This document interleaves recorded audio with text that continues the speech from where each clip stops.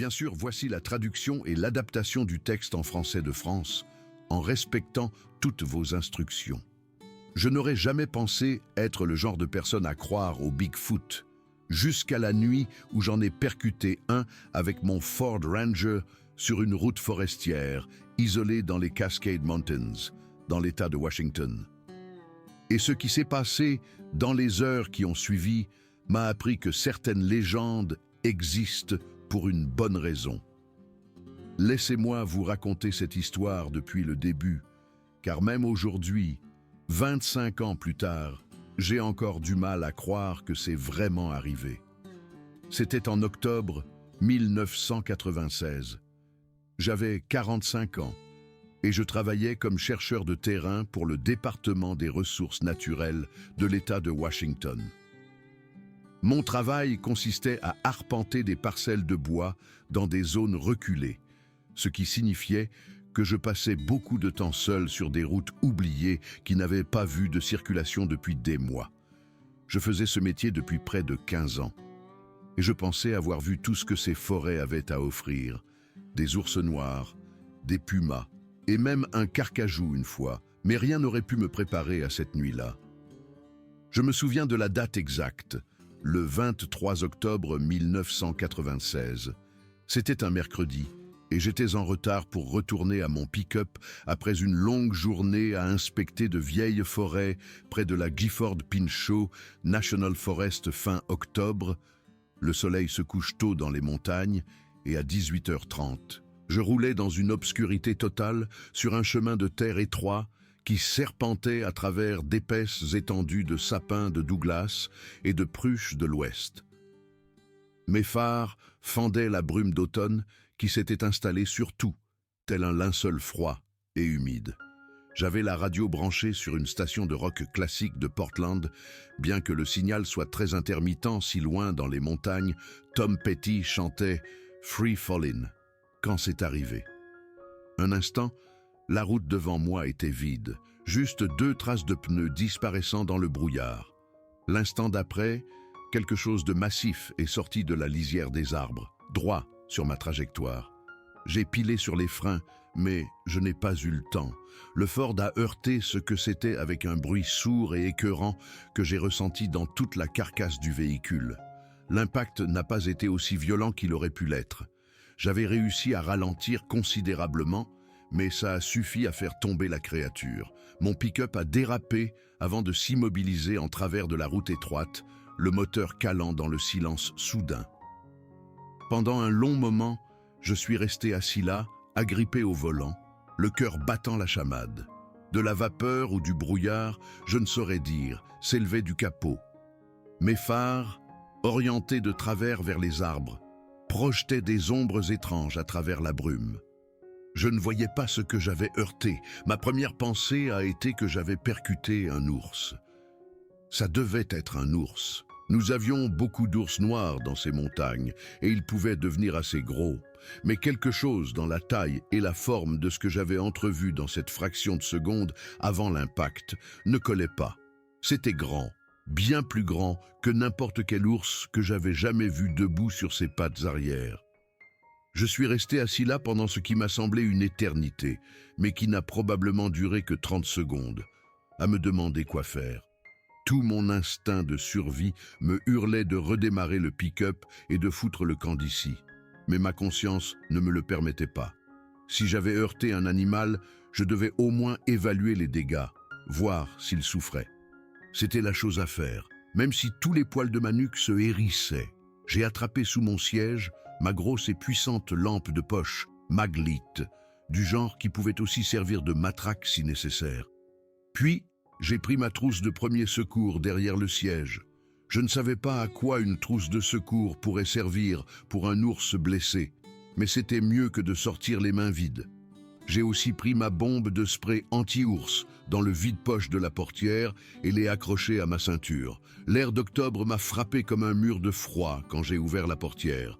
Ça sentait la terre humide, les aiguilles de pin et autre chose, quelque chose de musqué et de sauvage, que je n'arrivais pas à identifier. Je suis sorti sur le chemin de terre, mes bottes crissant sur le gravier, et j'ai balayé la zone du faisceau de ma lampe de poche devant mon véhicule. Au début, je n'ai rien vu, puis j'ai déplacé la lumière vers la droite, en direction du fossé qui longeait la route, et c'est là que je l'ai vu. J'ai eu le souffle coupé. Mon esprit luttait pour comprendre ce que je voyais. Ce n'était pas un ours. La créature gisait sur le côté dans le fossé peu profond, partiellement recouverte par des fougères et des broussailles. Elle était massive, mesurant facilement 7 pieds et demi, peut-être 8 pieds. Son corps était couvert de poils brun roux foncés qui paraissaient presque auburn sous le faisceau de ma lampe. Les poils étaient plus longs et plus hirsutes que ceux d'un ours, pendant en épaisses mèches emmêlées de boue et de débris forestiers. Mais c'est sa morphologie qui m'a fait sentir mon estomac se nouer.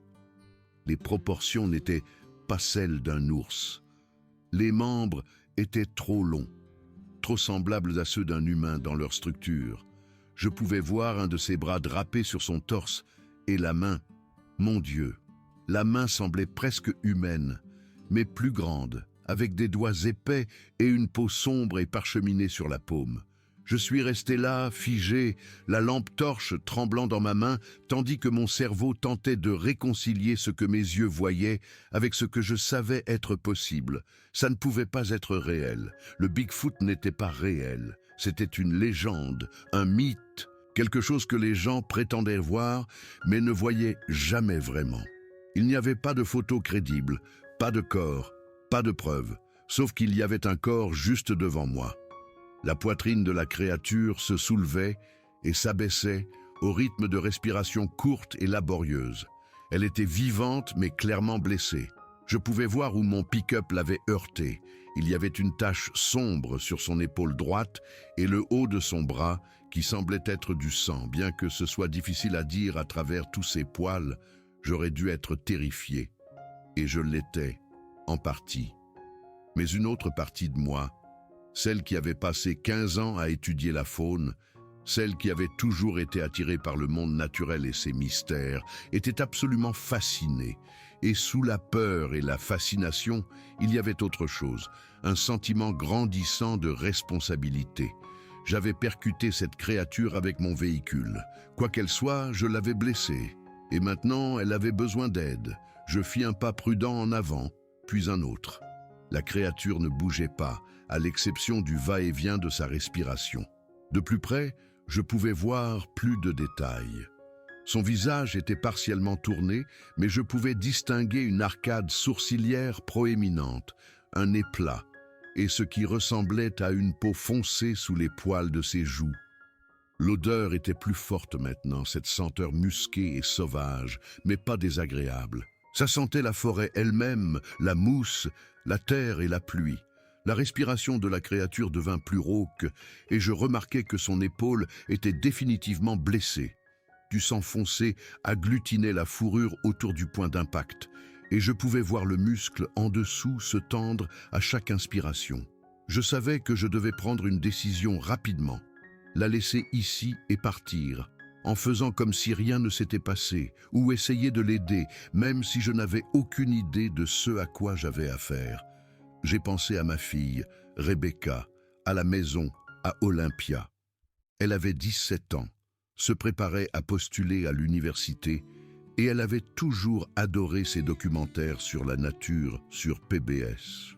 Elle croyait à des choses comme ça, les cryptides, les phénomènes inexpliqués, les mystères des lieux sauvages. J'avais toujours été le sceptique, le scientifique, lui disant que si le Bigfoot existait, nous aurions déjà trouvé des preuves concrètes. Si elle pouvait me voir maintenant, elle ne me lâcherait plus avec ça. La pensée de Rebecca a scellé ma décision.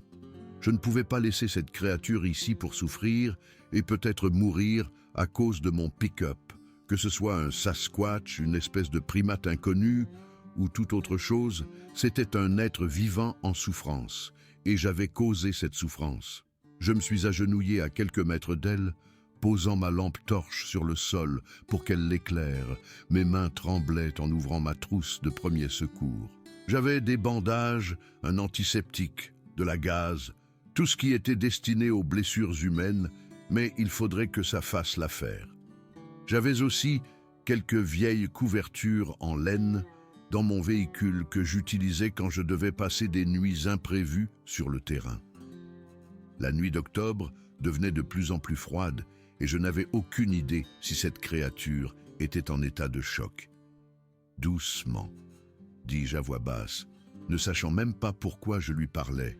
« Je vais t'aider, je suis désolé de t'avoir heurté, je ne t'ai pas vu avant qu'il ne soit trop tard. » La respiration de la créature changea légèrement quand je parlais. Sa poitrine se gonfla d'une inspiration plus profonde, et je vis une de ses mains tressaillir.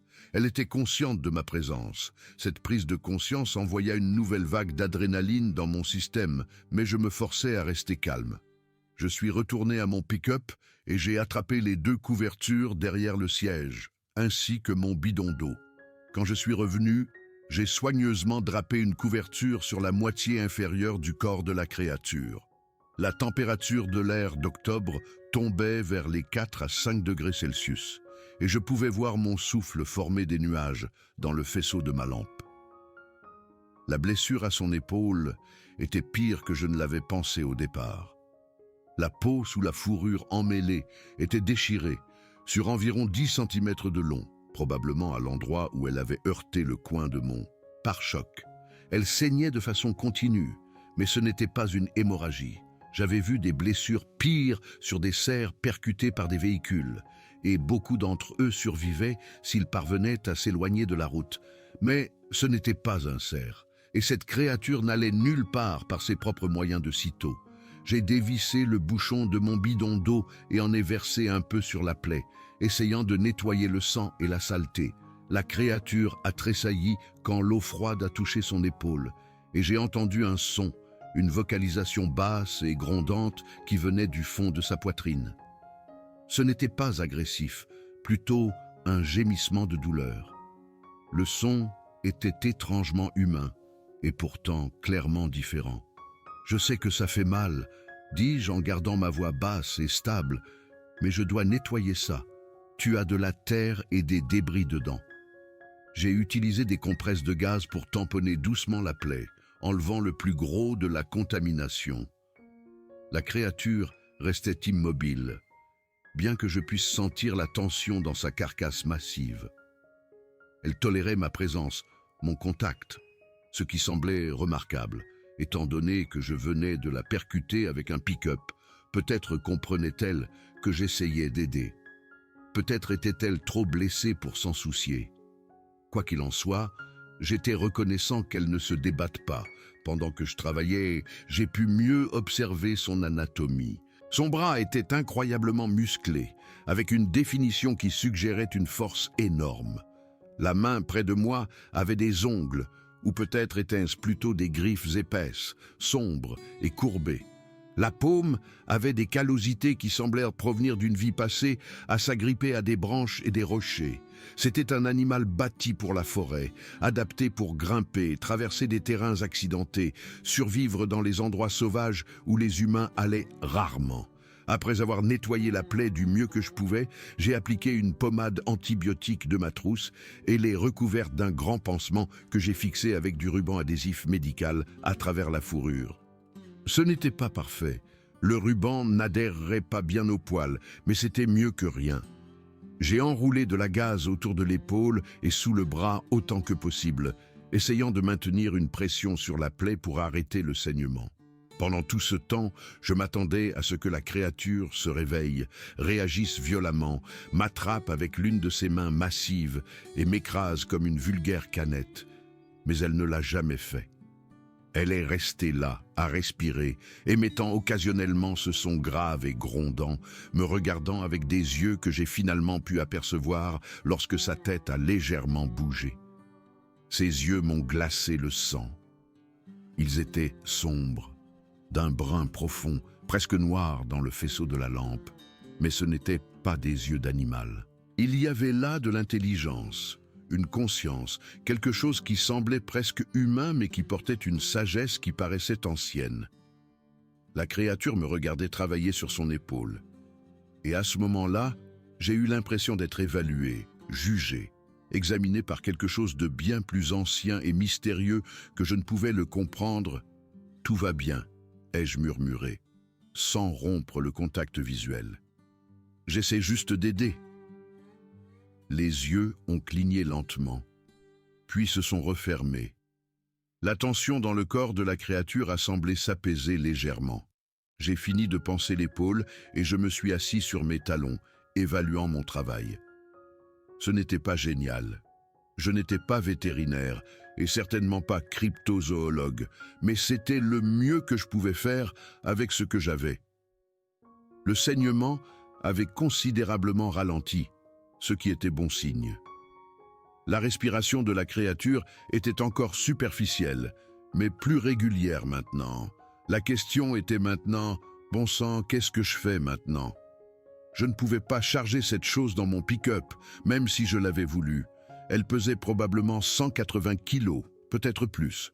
Je ne pouvais pas appeler à l'aide. Mon téléphone portable n'avait pas de réseau si profondément dans les montagnes. Et même si j'en avais eu, qui aurais-je appelé? Le 911? Oui, bonjour. J'ai percuté un Bigfoot avec mon pick-up et j'ai besoin d'une ambulance. Les gardes forestiers? Ils me prendraient pour un fou ou un ivrogne et je perdrais probablement mon emploi pour leur avoir fait perdre leur temps. J'ai regardé ma montre. Il était près de 19h30. J'étais à au moins 1 heure de route de la ville la plus proche, un petit bled appelé Randall, qui avait une population d'environ 500 personnes. Mon superviseur, Tom, ne m'attendait pas avant demain après-midi. J'étais complètement seul ici, avec un Sasquatch blessé, et absolument aucun plan. La température continuait de baisser. Je sentais le froid s'infiltrer à travers ma veste, et je savais que la créature devait le sentir aussi, malgré toute cette fourrure. J'ai drapé la 2e couverture sur le haut de son corps, en faisant attention à l'épaule blessée, alors que j'étais là, dans l'obscurité, entouré d'arbres centenaires et de la brume d'octobre, à écouter la respiration laborieuse d'une créature qui était censée ne pas exister. L'absurdité de la situation m'a finalement frappé. J'ai commencé à rire, doucement d'abord, puis plus fort, jusqu'à ce que je doive m'asseoir sur le sol froid parce que mes jambes semblaient flageoler. Me voilà. Dale Patterson, un chercheur de terrain de 45 ans qui avait passé toute sa carrière à étudier les arbres et la faune en utilisant des méthodes scientifiques et la collecte de données, en train de donner les premiers soins à un Bigfoot sur une route forestière dans les Cascade Mountains. Si quelqu'un m'avait dit ce matin que ma journée se terminerait ainsi, je lui aurais recommandé de voir un psychiatre. Le rire s'est estompé aussi vite qu'il était venu, remplacé par la dure réalité de ma situation. J'étais assis sur une route de terre froide au milieu de nulle part, avec un cryptide blessé et une obscurité qui approchait rapidement et qui était absolue dans ces montagnes. La brume s'épaississait, se transformant en une légère bruine qui rendait tout glissant et misérable. J'ai pris une décision. Je ne pouvais pas déplacer la créature et je ne pouvais pas la laisser seule dans cet état. Cela signifiait que j'allais passer la nuit ici même, sur cette route forestière, à veiller sur quelque chose dont toute la communauté scientifique affirmait l'inexistence. Je suis retourné à mon pick-up et l'ai garé sur le côté de la route autant que possible, juste au cas où un autre véhicule passerait, bien que ce soit très peu probable. Cette route n'avait pas été activement exploitée depuis au moins 3 ans et elle ne menait nulle part, sauf plus profondément dans la forêt nationale. Mieux valait prévenir que guérir. J'ai rassemblé tout ce qui était utile du véhicule. Mon réchaud de camping, un thermos de café qui était encore chaud du matin, du bœuf séché et des barres de céréales, mon sac de couchage, une bâche et ma trousse d'urgence. J'ai aussi attrapé mon appareil photo Nikon sur le siège passager. Mes mains ont hésité un instant. Une partie de moi voulait une preuve, un témoignage de ce que je vivais. Mais une autre partie de moi, celle qui avait regardé dans ses yeux intelligents et conscients, sentait que prendre des photos serait une violation de la confiance. J'ai laissé l'appareil photo dans le pick-up. Avec la bâche et de la corde de ma trousse d'urgence, j'ai monté un abri de fortune au-dessus de la créature et de moi-même, l'ancrant aux arbres voisins et lestant les bords avec des pierres, Ce n'était pas grand-chose, mais ça nous protégerait du plus gros de la pluie. J'ai installé mon réchaud de camping sous le bord de la bâche et j'ai mis de l'eau à chauffer pour une soupe instantanée. La petite flamme fournissait un petit cercle de chaleur et de lumière qui rendait la situation un peu moins surréaliste. La créature n'avait pas beaucoup bougé au cours de la dernière heure, à l'exception du va-et-vient régulier de sa respiration. Je vérifiais périodiquement le bandage sur son épaule. Le saignement s'était arrêté, ce qui était un bon signe. La blessure n'était pas assez profonde pour être mortelle, mais je m'inquiétais de l'infection. Ici, dans la forêt humide, les bactéries pouvaient rapidement s'installer. Je me suis versé une tasse de soupe et je me suis assis, le dos contre un tronc d'arbre abattu, le sac de couchage drapé sur mes épaules, observant la créature dans la faible lumière de ma lampe de poche. La bruine crépitait sur la bâche au-dessus de nous, et quelque part dans l'obscurité, un hibou a ululé, un de ces grands ducs d'Amérique qui chassent dans ces forêts la nuit. Tu sais, dis-je doucement, parlant plus pour moi-même que pour la créature, ça fait 15 ans que je travaille dans ces montagnes. Je pensais connaître ces forêts. Je pensais comprendre ce qui y vivait et ce qui n'y vivait pas. J'ai pris une gorgée de soupe, la sentant me réchauffer de l'intérieur. Ma fille va adorer cette histoire. Enfin, si j'arrive un jour à trouver comment la raconter. Salut Rebecca, tu te souviens quand je te disais toujours que le Bigfoot n'existait pas? Eh bien, figure-toi que les yeux de la créature s'ouvrirent au son de ma voix. Dans la douce lueur de la lampe de poche, il paraissait plus brun que noir, avec des éclats d'ambre près des pupilles. Elle m'observait avec une expression que je n'arrivais pas à déchiffrer. Ni hostile, ni craintive, juste observatrice. « Tu as soif ?» ai-je demandé, réalisant à quel point il était absurde d'avoir une conversation avec un Sasquatch. Mais quelque chose dans ses yeux rendait cela naturel, presque nécessaire. « J'ai de l'eau. Je ne sais pas si tu peux boire à la bouteille, mais je peux en verser dans ma tasse, si tu veux. » Je ne m'attendais pas vraiment à une réponse, mais les yeux de la créature se sont déplacés vers le bidon d'eau près de mon réchaud, puis sont revenus vers moi. C'était subtil, mais c'était clairement intentionnel. Mes mains tremblaient à nouveau, alors que je versais de l'eau dans ma tasse de camping en métal. Je me suis approché lentement, tenant la tasse devant moi. « Je vais m'approcher maintenant, je veux juste te donner ça. Tu as perdu du sang et tu dois rester hydraté. » La créature n'a pas bougé alors que je m'agenouillais à côté d'elle. De près, je pouvais voir plus de détails de son visage. Le nez large et plat, l'arcade sourcilière proéminente qui me rappelait les reconstitutions d'Homo erectus que j'avais vues dans les musées, les lèvres fines presque cachées sous les poils qui entouraient sa bouche. Mais ce sont les yeux qui me captivaient. Ils étaient si expressifs, si conscients. J'ai tenu la tasse près de sa bouche en l'inclinant légèrement. Pendant un instant, rien ne s'est passé. Puis, les lèvres de la créature se sont entr'ouvertes, révélant de grandes dents plates qui semblaient étonnamment humaines. Et elle a bu. Le bruit de sa déglutition était fort dans la nuit silencieuse. Quand la tasse fut vide, ses yeux ont de nouveau croisé les miens et j'aurais juré y voir quelque chose comme de la gratitude. « De rien », ai-je dit doucement. J'ai rempli la tasse 2 fois de plus et la créature a bu à chaque fois. Au 3e remplissage, une de ses mains s'est déplacée lentement, délibérément, et ses doigts épais se sont enroulés autour de mon poignet. Pas agressivement, pas douloureusement, juste en le tenant. Le contact était chaud, malgré l'air froid de la nuit, et je pouvais sentir les callosités sur sa paume, rugueuse contre ma peau. Nous sommes restés comme ça un long moment, connectés, 2 êtres de mondes différents, partageant un moment étrange et impossible sur une route forestière oubliée. Puis la main m'a relâché et s'est reposée sur la poitrine de la créature. Je suis retourné à ma place contre le tronc, le cœur battant à tout rompre. Ce contact m'avait semblé significatif, comme une communication que je ne comprenais pas entièrement, mais dont je pouvais sentir le poids. Ce n'était pas juste un animal.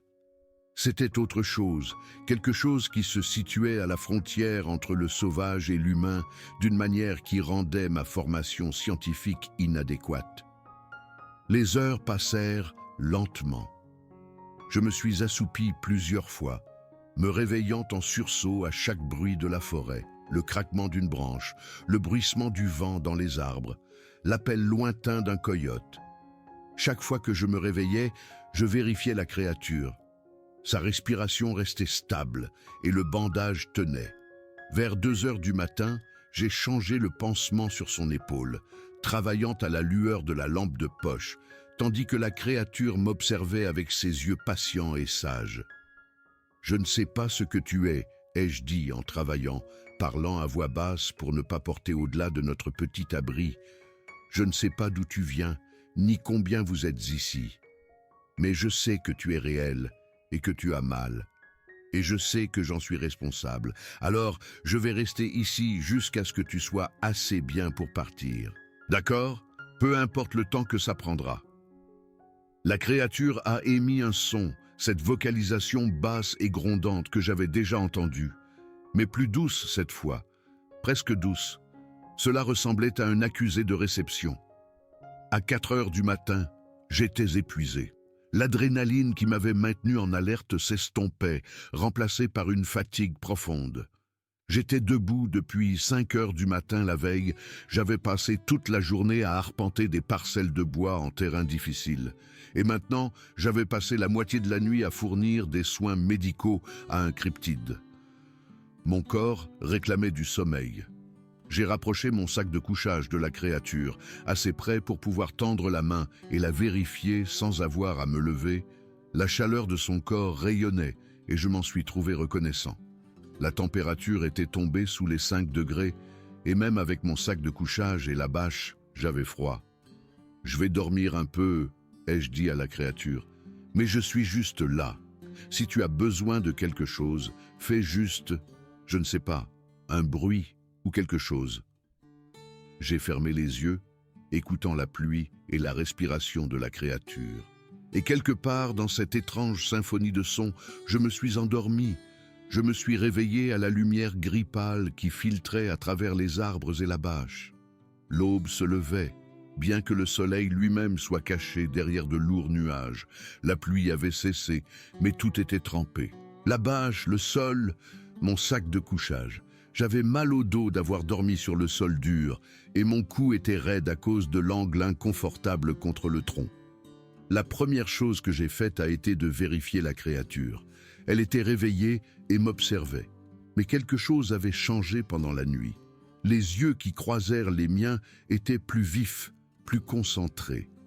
La créature a légèrement bougé, testant son épaule blessée, et je l'ai vue grimacer, ou du moins, j'ai vu quelque chose dans son expression qui suggérait de la douleur. « Doucement », ai-je dit, en me redressant et en le regrettant immédiatement alors que mon dos protestait. « Cette épaule va faire mal pendant un moment. Tu dois rester immobile et la laisser guérir. » J'ai de nouveau vérifié le bandage. Pas de saignement frais, ce qui était une excellente nouvelle. La plaie paraissait mieux à la lumière du matin, plus propre, moins enflammée que je ne l'avais craint. Peut-être que l'air froid de la nuit avait aidé à prévenir l'infection. J'ai fait chauffer de l'eau sur mon réchaud et j'ai préparé un café instantané, la vapeur s'élevant dans l'air froid du matin. La créature suivait chacun de mes mouvements avec ses yeux intelligents, me suivant du regard alors que je me déplaçais dans notre camp de fortune. Je lui ai offert plus d'eau, qu'elle a accepté, buvant plus avidement que pendant la nuit. En sirotant mon café, j'ai étudié la créature à la meilleure lumière du matin. Sa fourrure était d'un brun roux profond, presque acajou, avec des zones plus claires autour du visage et de la poitrine. Les poils étaient plus rêches que je ne l'avais pensé au départ, ressemblant plus aux poils de garde d'un ours, mais plus longs et de longueur plus variée. Certaines zones étaient emmêlées de boue séchée et de débris forestiers. Aiguilles de pin, petites brindilles, fragments de feuilles, suggérant que cette créature passait beaucoup de temps à se déplacer dans des sous-bois denses.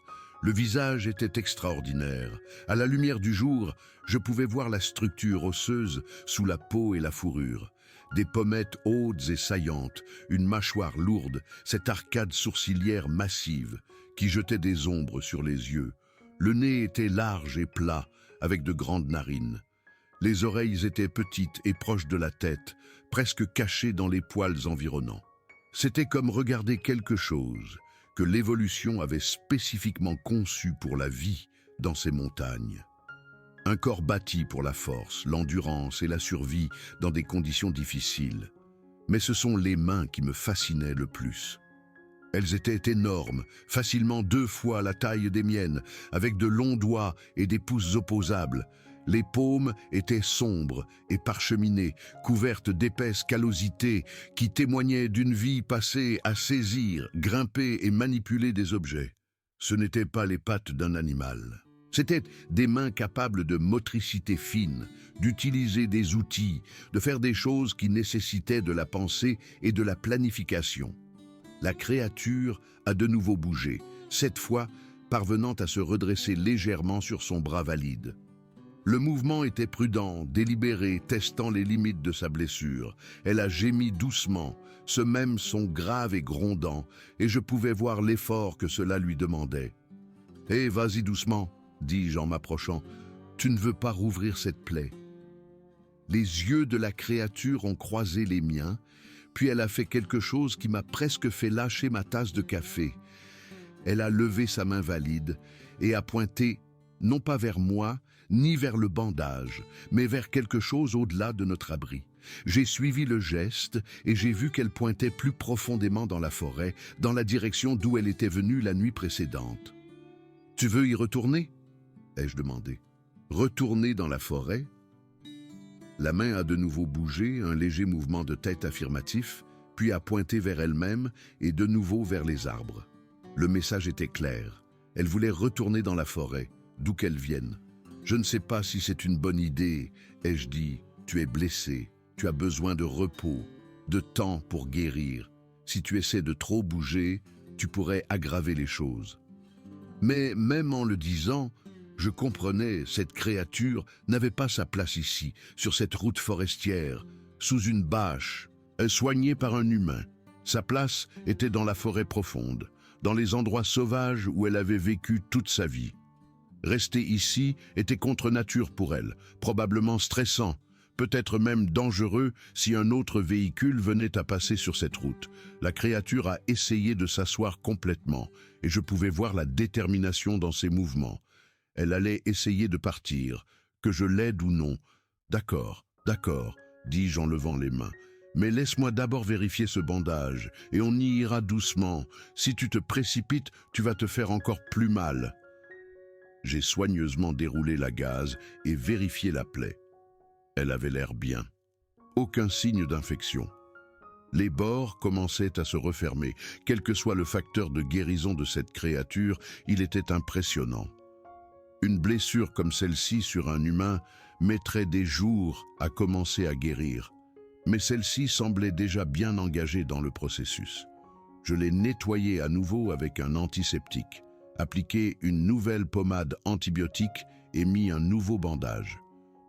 Cette fois, j'ai utilisé plus de ruban adhésif, le fixant du mieux que je pouvais à travers l'épaisse fourrure. « Il faut que ça reste propre et sec », lui ai-je dit, sachant pertinemment que sec était probablement impossible dans ces montagnes humides. « Essaie de ne pas trop bouger cette épaule pendant les prochains jours, d'accord ?»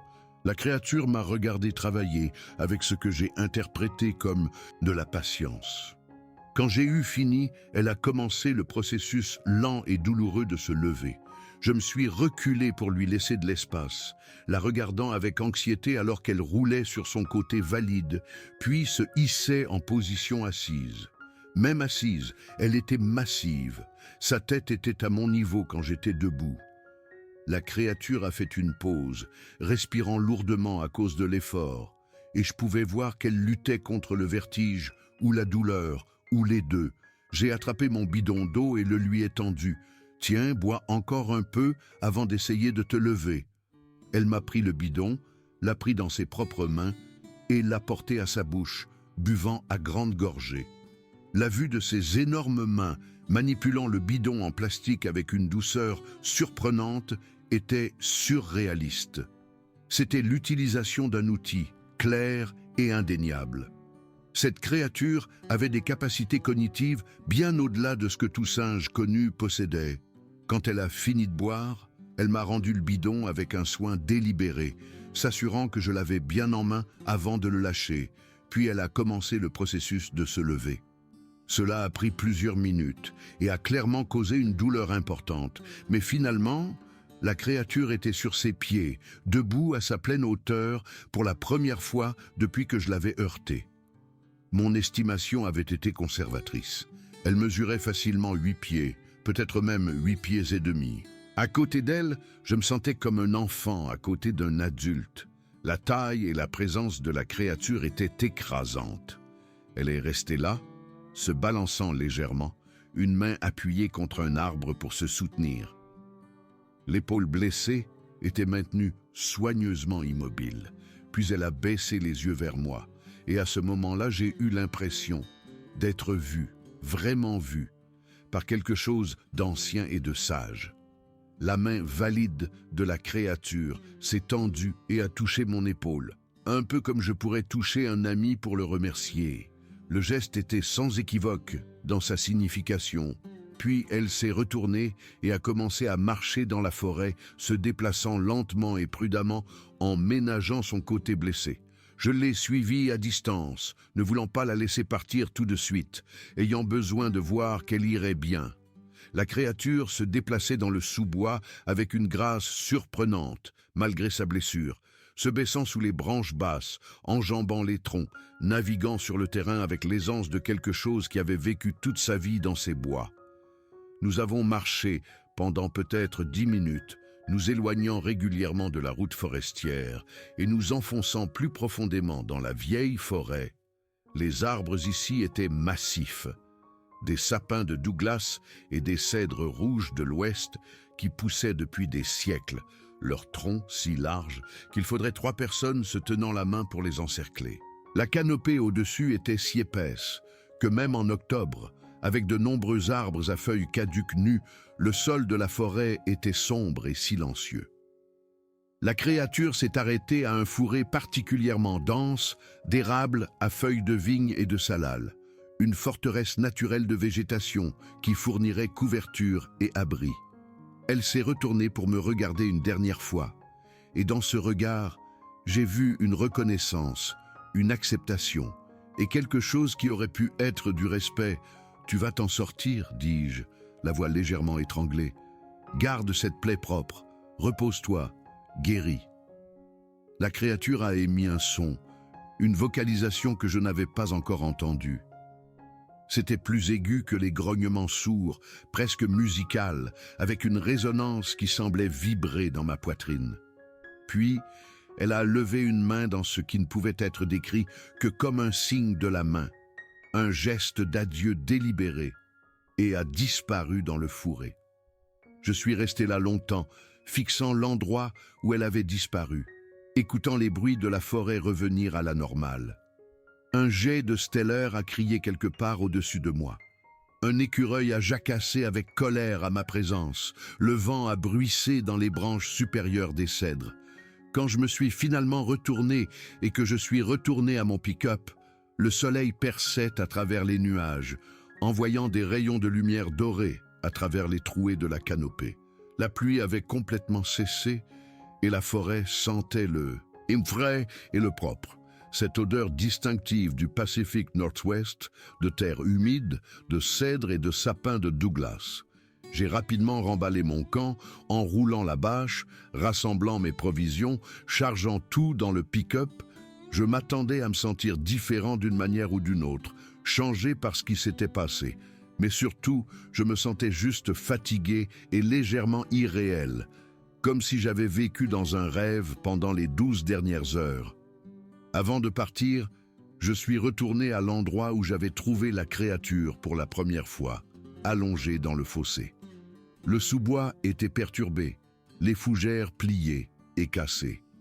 Il y avait des empreintes claires dans la terre molle, d'immenses empreintes de pas qui n'étaient manifestement pas celles d'un animal connu.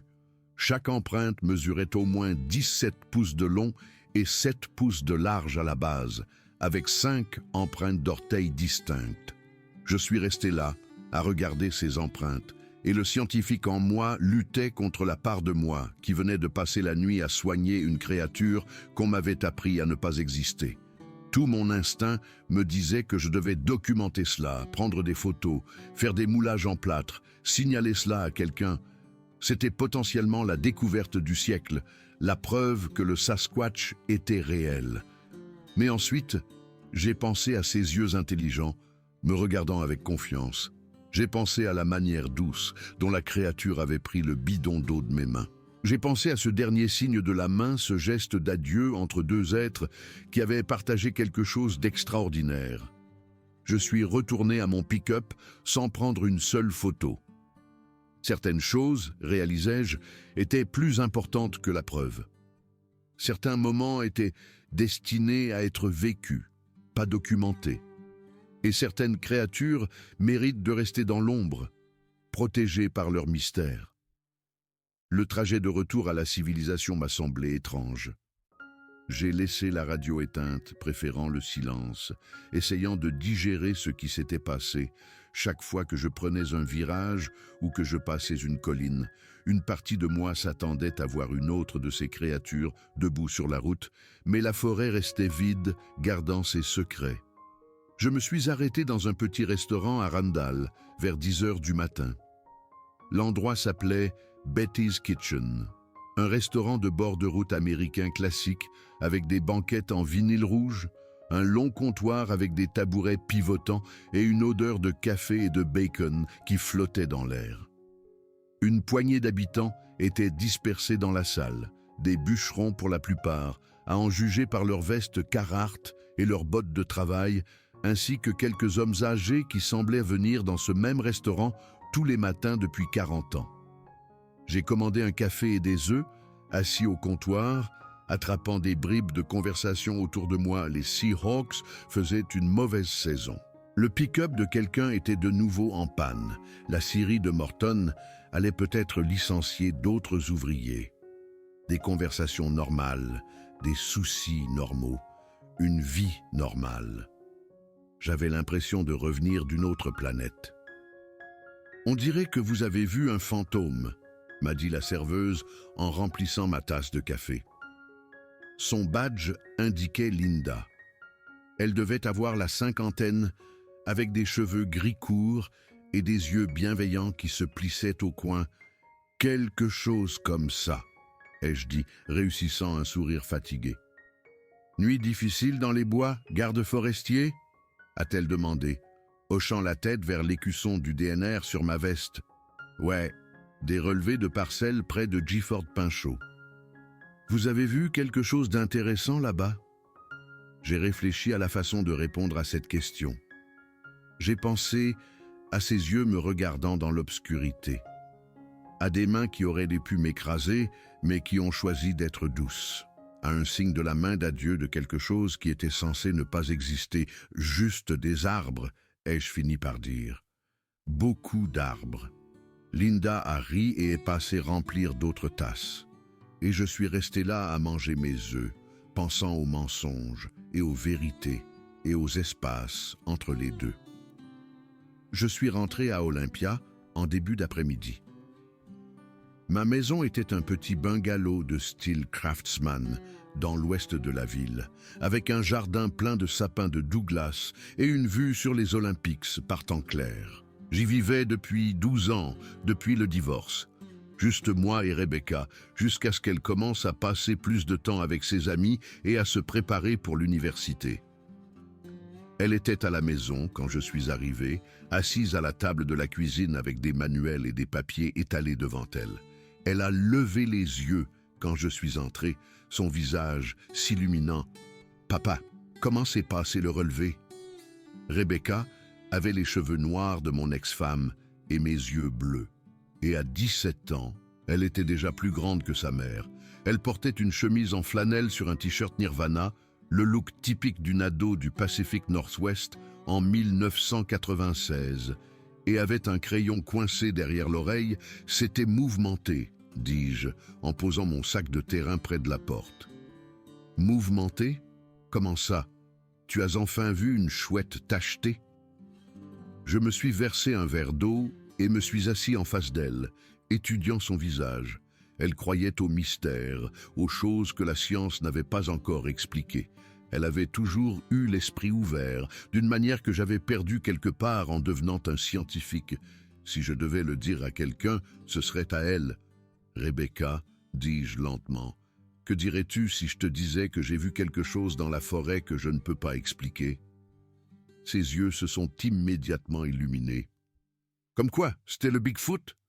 Elle souriait, taquine, s'attendant à ce que je rie de la suggestion, mais je n'ai pas ri. Je l'ai juste regardé, et quelque chose dans mon expression a fait s'effacer son sourire. « Papa, tu es sérieux, là ?»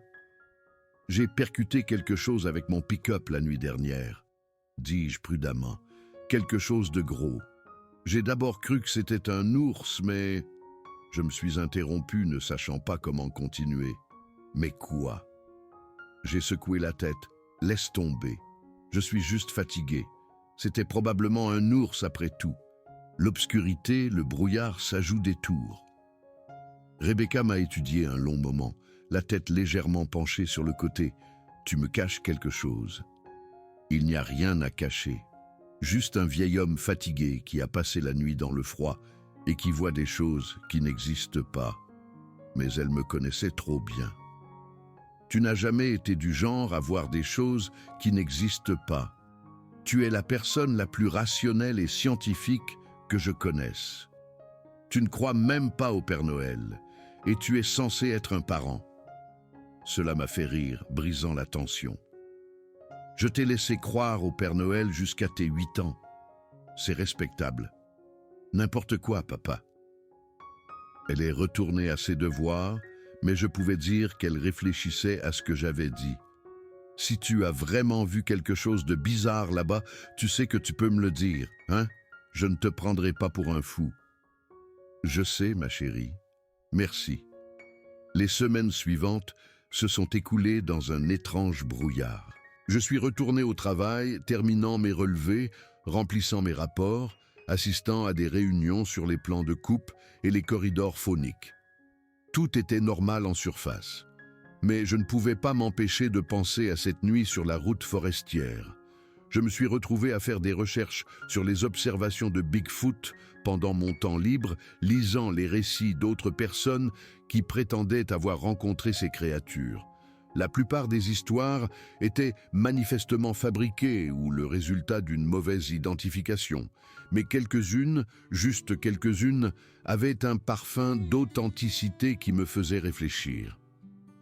Il y avait un rapport de 1994, à peine 2 ans plus tôt, d'un randonneur près du mont Saint-Hélin qui décrivait avoir trouvé un Sasquatch malade ou blessé près d'un ruisseau et l'avoir observé pendant plusieurs heures. Le randonneur affirmait que la créature semblait consciente d'être observée, mais n'avait pas agi agressivement, se contentant de boire et de se laver avant de disparaître dans la forêt. Un autre récit de 1989 provenait d'un chasseur à l'arc qui disait être tombé sur un Sasquatch pris dans un vieux piège à collets.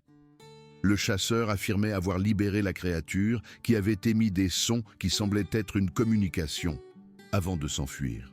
Le chasseur ne l'avait jamais signalé officiellement car il avait peur d'être ridiculisé.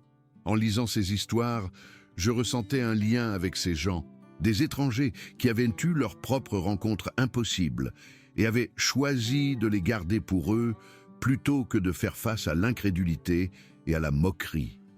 Je ne suis jamais retourné sur cette route forestière précise, mais j'y pensais souvent. Je me demandais si la créature avait bien guéri, si la plaie s'était refermée sans infection. Je me demandais si elle avait une famille ou des compagnons quelque part dans ces montagnes. Si elle était retournée vers eux avec sa propre histoire étrange sur la nuit où elle avait rencontré un humain. Début novembre, environ 2 semaines après l'incident, j'ai reçu un colis à mon bureau. Il n'y avait pas d'adresse de retour, juste mon nom et l'adresse du bureau du DNR écrit d'une écriture soignée et précise. À l'intérieur se trouvait une petite boîte en cèdre du genre de celles vendues dans les boutiques de souvenirs du Nord-Ouest. Quand j'ai ouvert la boîte, j'ai trouvé un seul objet à l'intérieur, une pierre. Elle était polie par la rivière, de la taille de ma paume, avec un motif inhabituel de lignes gravées à sa surface. Pas des formations naturelles, mais des marques délibérées qui formaient un simple motif géométrique. Il n'y avait pas de mots, pas d'explication, juste la pierre. Je l'ai gardée sur mon bureau, et parfois, quand je travaillais tard et que le bureau était vide, je la prenais et la tournais dans mes mains, traçant les lignes gravées avec mon doigt. Je n'ai jamais su qui l'avait envoyée, ni ce qu'elle signifiait, mais j'avais mes théories. Rebecca est partie à l'université l'automne suivant, à l'université de Washington, pour étudier les sciences de l'environnement. Le jour où je l'ai aidée à emménager dans sa résidence universitaire, elle m'a de nouveau posé des questions sur cette nuit-là, celle où j'avais dit avoir vu quelque chose que je ne pouvais pas expliquer. Nous montions des cartons sur 3 étages, et elle a abordé le sujet avec désinvolture, comme si elle y avait pensé toute l'année. « Tu as vraiment vu quelque chose cette nuit-là, n'est-ce pas? En octobre dernier, lors de ce relevé. » J'ai posé le carton que je portais et je l'ai regardé. Elle avait 18 ans maintenant, sur le point de commencer sa propre aventure, son propre voyage pour comprendre le monde naturel. Elle méritait l'honnêteté. « Oui, dis-je, c'est vrai. » « C'était ce que je pense que c'était? » « Je ne sais pas ce que tu penses que c'était. » Elle a souri. Quelque chose d'incroyable, quelque chose qui ne rentre pas dans nos catégories scientifiques bien ordonnées. Quelque chose qui nous rappelle qu'il y a encore des mystères dans le monde. « Oui, dis-je à nouveau, sentant quelque chose se dénouer dans ma poitrine. C'était exactement ça. Nous n'en avons pas parlé davantage, et je ne lui ai toujours pas raconté les détails.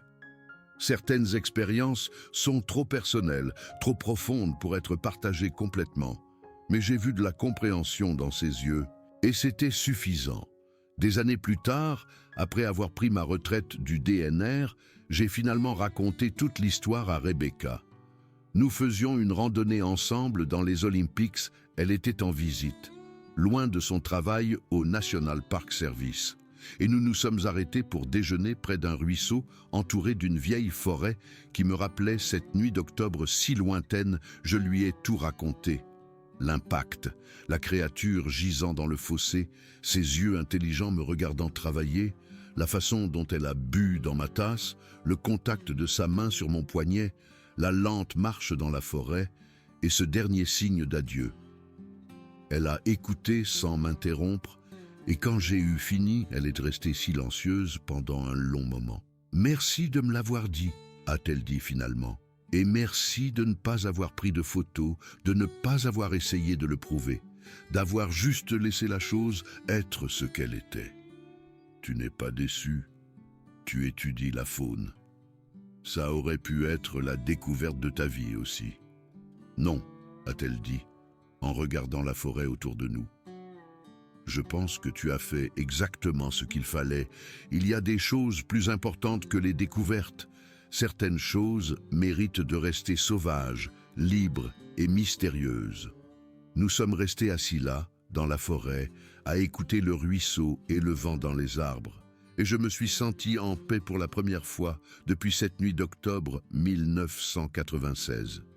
J'ai 70 ans maintenant. Et cette rencontre a eu lieu il y a 24 ans. Ma mémoire n'est plus ce qu'elle était. J'oublie des noms, je perds le fil des dates. Parfois, je ne me souviens plus de ce que j'ai mangé au petit déjeuner, mais je me souviens de chaque détail de cette nuit avec une clarté parfaite. Je peux encore voir ses yeux me regardant dans l'obscurité. Je peux encore sentir la chaleur de cette main sur mon poignet. Je peux encore entendre cette vocalisation musicale résonner dans la forêt. Je ne sais pas si quelqu'un croira cette histoire. Je n'ai pas de preuves, pas de photos ou de preuves physiques au-delà de cette pierre gravée qui pourrait venir de n'importe où. Mais je sais ce que j'ai vécu. Et je sais que quelque part dans les forêts profondes des Cascade Mountain, il y a des créatures qui vivent et que la science n'a pas reconnues. Des êtres qui existent dans les espaces entre le connu et l'inconnu. Et je sais que l'un d'entre eux, au moins, a compris la gentillesse et s'est souvenu de la gratitude. Parfois, tard le soir, je pense à retourner sur cette route forestière, à marcher dans la forêt et à voir si je pourrais trouver ce fourré où la créature a disparu. Mais je ne le fais jamais. Ce moment est complet, tel qu'il est, parfait dans son mystère.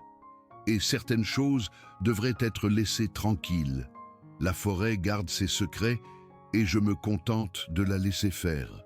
Mais chaque mois d'octobre, quand les feuilles rougissent et que la brume s'installe sur les montagnes, je me verse un verre d'eau et je le lève vers la fenêtre, vers les lointains sommets des cascades. Un toast à une créature que j'ai rencontrée une nuit de brouillard, à un moment de connexion entre deux êtres qui n'auraient jamais dû se rencontrer, et aux mystères qui existent encore dans les endroits sauvages de ce monde. Je n'ai jamais cru au Bigfoot jusqu'à la nuit où j'en ai percuté un avec mon pick-up. Et ce que j'ai appris dans les heures qui ont suivi, c'est que la croyance n'a pas d'importance. Ce qui compte, c'est le respect, la compassion et la reconnaissance que nous partageons ce monde avec des merveilles que nous ne comprendrons peut-être jamais entièrement. Et ça me suffit.